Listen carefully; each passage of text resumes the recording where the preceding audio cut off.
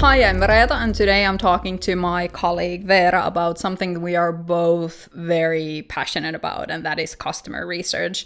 Now, if there's a holy grail of marketing, I would say customer research might just be it. And that is because it helps with absolutely everything: sales and marketing and product and customer service, you name it. And Veera has actually very helpfully written a blog post about different use cases for customer research findings. So, Veera, first of all, let's get this benefit argument out of the way. Why should every B2B technology company do customer research?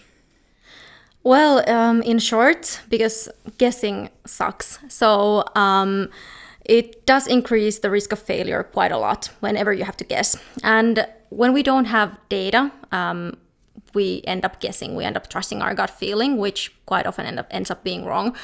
And customer research is something that brings us that data. So it really helps us to understand our customers better, understand what motivates them, what are their pain points, what are their challenges, what are their goals, and that helps us serve them better. So it helps us to give them better help on their everyday workday lives, and that helps both the sales and marketing and customer success and even the product team. So it's not just for marketing, but customer research really helps us all to understand and serve the customers better. Yeah, I mean, customer research is kind of the backbone of your growth. Why wouldn't you want to know more about your customers, right? Yeah. So, given everything that you've just said and the fact that we are both big supporters of customer research, there are still companies who don't do it. Either they maybe can't, or they don't want to, or whatever the reason might be. Why do you think companies don't do customer research?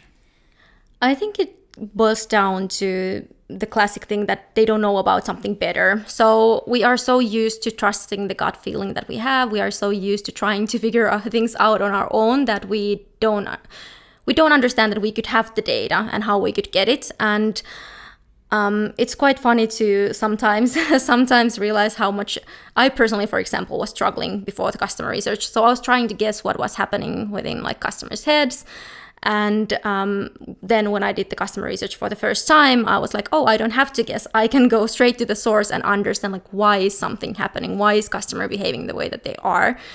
So I think that's a classic case what happens within the companies.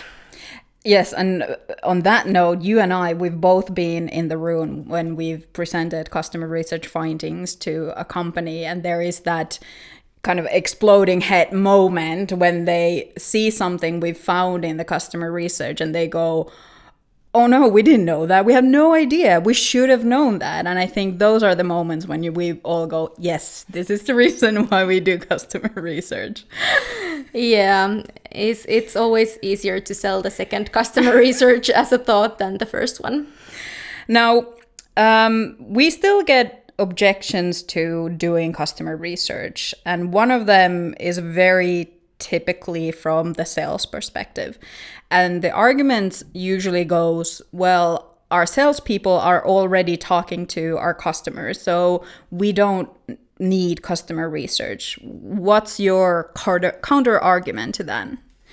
Well, the data that salespeople are gathering is quite different than what we gather in the customer research. So salespeople are talking about similar themes. They are talking about to the customers, like about their needs and how the solution could help them. They are discussing why customer bought and why they didn't. But the customer research goes much deeper than just that. So we use usually 45-60 minutes to really dig into why customer is behaving the way that they do. Why are they making the choices that they do? So we get a lot more insight from that. And another perspective is that customers are also in a very different situation when they are in a sales call versus when they are in a customer research interview. So in a sales call, they have their own agenda, they have their own reasons to guide the discussion to a certain way, maybe limit their answers a little bit, but in a research setting, they know that they have to, and they want to share more, and they are prepared to be a little bit more vulnerable than in a sales discussion. Okay, so we dig deeper into the customer behavior and customer research. Can you give us some concrete examples? What kind of questions should companies be asking if they do customer research? What kind of topics should they try to uncover?